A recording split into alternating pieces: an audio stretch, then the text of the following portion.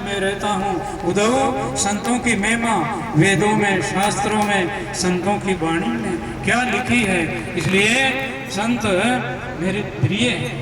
अरे भगवान संतों रे हाथ में रहता है, तीन लोग संतों रे हाथ में रहता है, इसलिए जहाँ संतों की कृपा है, आपके वंश में भी देखो बाप जी, भोलाराम जी बाप जी, कमडाराम जी बाप जी, और भोलाराम जी बाप जी, जुंजार जी बाप जी, और बस्तिराम जी बाप जी, और आज भी आप रे उठाशु संत पधारे, महंत पधारे। ये सदा इन्हीं तरह की अपनी जो भावना बनी रहे। सजनों, भाव में नफो है, वस्तु में नफो नहीं है।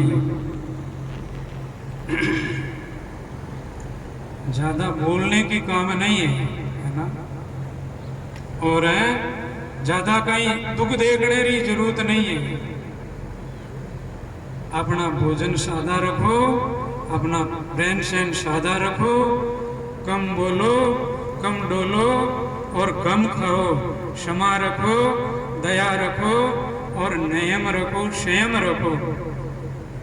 उनसे अपने जीवन में बहुत लाभ मिलेगा। जो नियम नहीं वेला, मर्यादा नहीं वेला, और अपनो मन, अपनो तन अपने बस नहीं वेला, मर्जी आवे जेवी भूल जावाला, मर्जी आवे जेवी खाईला ला, और मर्जी आवे जटे ही अपा रह जावाला, तो फिर तो अपनो कुशंग मिलना सु पतन भेजाला। इन वास्ते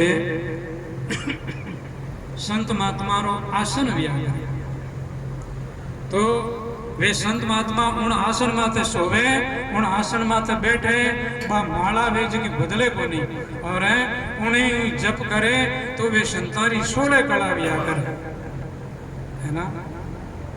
और वे संत शहर में जावे, वे संत बिछावना आसन को बदले, वे संत इन्हीं तरह से हम लोग बैठे जो गाड़िया में बैठे तो 16 कलारी 8 कला भी जावे, और 8 कला में घर घर बैठा और बातें करता, बताया करता, और उनमें कुछ निंदा भी हो जाती है, चुगलियाँ भी हो जाती है, तो संतों की कला एक ही कला नहीं रही।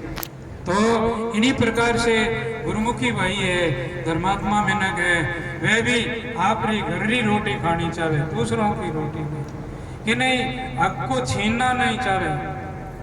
पराई स्त्री ने माता जाने, पराया धन ने धूड़ समझे, और किसी को बोले तो किन्हीं महिमा करे लेकिन निंदा नहीं करे। ऐसी माँ का बेटा है, धन्य धन्य है ना।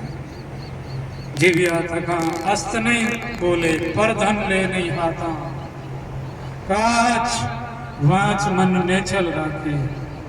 ऐसा जो बेटा है, ऐसा जिसके वंश में मिनक है, धन्य है। अरे उनका चरित्र पूज्य होता है ना। ऐसा जो मिनक है, हमारी जो माताएं बहनें ऐसी है, माता बहना है जबकि उनका चरित्र शुद्ध है, और वो खानदान की बेटी है और पतिव्रता है, तो हजारों के बीच में वो खड़ी होती है, तो उनको यूं डर नहीं लगता है कि मैं लुगाई हूँ, है ना। उनकी आत्मा में होश बढ़ती है, और ऐसा शब्द कहती है, नर नहीं कहता है, ऐसी नारी सीख देती है ना। प्रथम मात मेणावती ज्ञान गोपीचंद को दीना। गोपीचंद जवान उम्र हुई, राजा महाराजा के साथ खाने लगा, पीने लगा, और मेणावती ने सोचा रे थारा वंश वे ए राजा महाराजा नाश विया, जीवन बेटा रो नाश भी जाए।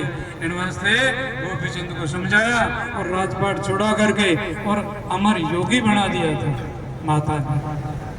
और द्वितीय सुनीति दुरु की माता, दुरु के पिताजी के 2 रानियां थी, सुरुचि तो संसार की रुचि की थी, और सुनीति संतों की सेवक थी और ज्ञानी थी।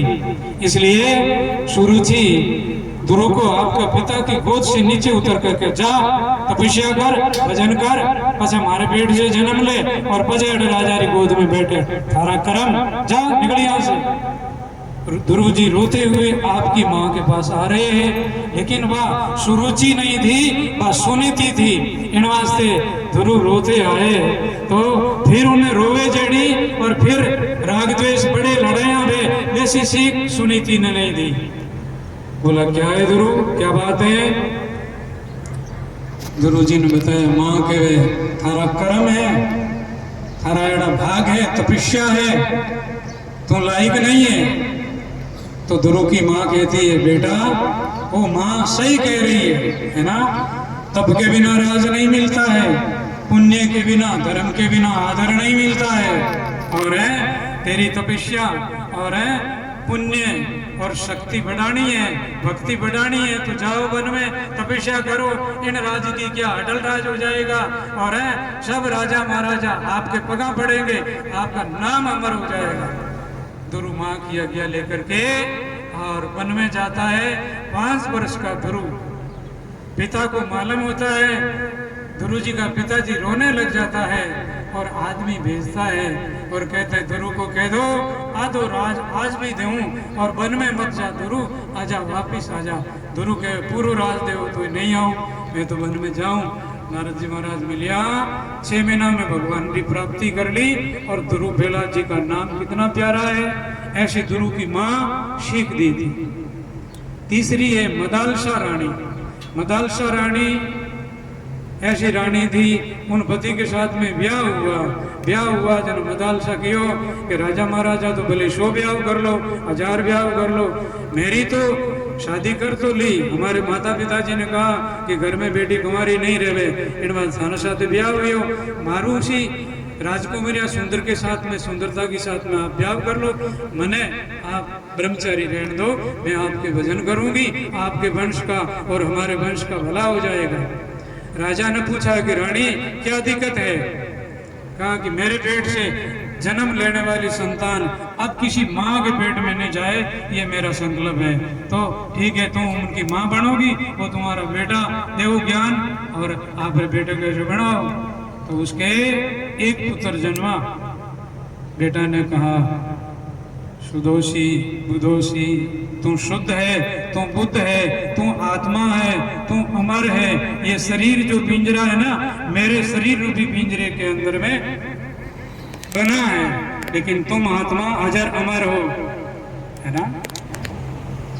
ये मेरा नाम और तेरा नाम जो दिरायोड़ा है, ये नाम झूठा है, ये शरीर झूठा है, साचा तो इसके अंदर में जो शक्ति देने वाली वो आत्मा है, वो है। इनको आप मनुष्य जन्म पाया, इनको समझो, इसको परखो, इसकी ज्ञान की प्राप्ति करो। तो इन्हीं तरह से उनके जो पुत्र जन्मे और ऐसा ज्ञान दिया। अब चौथा पुत्र जन्मा तो राजा ने कहा कि रानी मेहरबानी करो, एक तुम्हारी भी आज्ञा मानो कि इनको शूरवीर बनाओ, इनको दातार बनाओ, इनको ज्ञानी बनाओ और इनको राजा बनने की शिक्षा दो। अपन भी वन में जाएंगे, अपन भी भजन करेंगे। तो उसको ज्ञान भी दिया, उसको राजमर्यादा भी सिखाई और उनको इस प्रकार से संतों की भावना और ऐसा भजन करने का एक ताबीज लिख करके वो वन में जाते हैं और उनके ताबीज बांध करके जाती है कि ऐसे समय आए तो खोल कर देख लेना और तुम भजन करना। जब उस लड़ाई हुई, लड़ाई में तो मेनू मरते हैं, वो मारो पत्थर खोलियो उन्होंने मान ली के भजन करो। राज छोड़ दिया, गणाई राजा राज करता गया, जिनका ठोर ठिकाना नहीं, अपने माँ ने कहा है, इसलिए भजन करने के लिए साधु बन गया और उनका बेटा एक के पास जन्म नहीं ले। ऐसी माओ की शिक्षा होती है, ऐसे गुरुमुखियों के घर में संस्कार की शिक्षा होती है, भक्ति का संस्कार होते हैं। 2 माँ मुसलमान हुई, बख्तू मात फरीद की, फरीदाबाद में पंजाब में फरीद महात्मा हुआ। हो कितना पकड़ मस्त फकीर हुआ, वो माँ की शिक्षा से हुआ। और एक नूरू मातारी जिनका हेतम मुस्लिम भाई था और वो इतना शूरवीर था कि बादशाह भी उनको नहीं जीत सके, इसलिए बादशाह ने संतों के द्वारा उनका सिर मंगाया। तो माँ ने कहा कि राजा बादशाह सामने जान सिर उतारना, ले जाओ संतों। तो सिर उतारने के लिए वो बादशाह के सामने फकीर ने लाया, साधु ने। तो बादशाह ने कहा कि मतलब एड़ी इनकी माँ है, माँ की आज्ञा मत देने के लिए आएगी हो, और फिर एड़ो सूरवीर है, तो मने नहीं धारे तो एड़ो देश है मायने इनका तमाशा बनाओ, हमारी बेटी इन्हें बनाए दो और इन्हें राज भी दे दो। तो ये संतों की कृपा होती है, संतों की मेहरबानी होती है। जितना भी अपना उद्धार और सुधार है वो संतों की कृपा से। चननों को वन में बावन और खुशी भई बना, ये बोला राम जी बाप जी अपना चनन है ना। इस तरह से ये संत चनन है। अब आप और मैं लोग कैसे हैं कि वो बनास्पति में आग लगी और बांडारी लगी वह और सब जलने लगा, उन टाइम रामायण में चंदन बोलिया हंसा उड़ जाओ रे, फल खाया पान फिरोलिया रमिया डालो डाल ते जड़ो ने मैं उबरा जीवा कितना काल नहीं बढ़ाई बड़ा जना एड़ो बानो धर्म देखियो, एड़ी बानी एकता देखी, एड़ी जो बानी मर्यादा और एड़ो बारो प्रेम एक देखियो, हंस चंदनरा प्रेम से तू तारो बरस्यो मैं केवे कबीर सा धर्मदास ने नित नित नवला में सदा ही सदा नित नयो आनंद। अब कैसे छोड़िए ये संगड़ो संतान, ऐसे संतान की संगत में संतान साथ में आनंद है और अपनो जीवन